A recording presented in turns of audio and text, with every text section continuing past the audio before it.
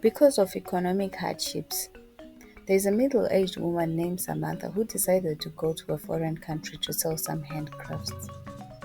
She left her three kids in custody of her husband, who was just a shop assistant. She would go with her friends and they would spend 1 to 2 months in the foreign country. She would come back home with lots of goodies and cash. She was now the breadwinner of the family.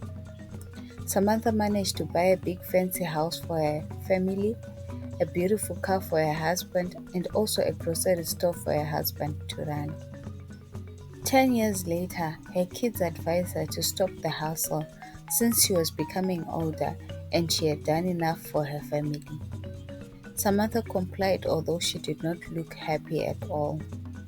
Back in the neighboring country, there was a man named Tom who was also wondering why Samantha was no longer coming, and he managed to ask her friends why she was no longer coming. The friends had no idea.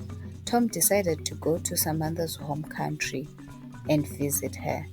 Upon arrival, her friends showed Tom her residence, and Tom walked to the residence and knocked on the door.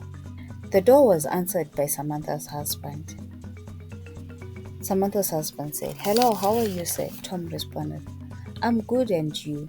Husband said, "How may I assist you, sir?" Tom responded, "I'm looking for Samantha. I heard she lives here."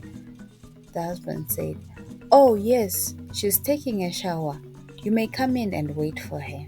They got in and sat down. Husband said, "May I know who you are, sir?" Tom responded, "I'm her fiance, the love of her life." The husband responded, "The love of her life?" Tom said, "Yes.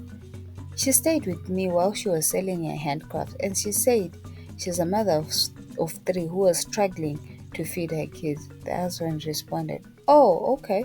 Let's wait and hear from her." Samantha finished taking a shower, came into the sitting room, and found her husband and Tom sitting together. She only opened her mouth, dropped down, and fainted. An ambulance was called and she was taken to the hospital. Upon arrival, she was declared dead.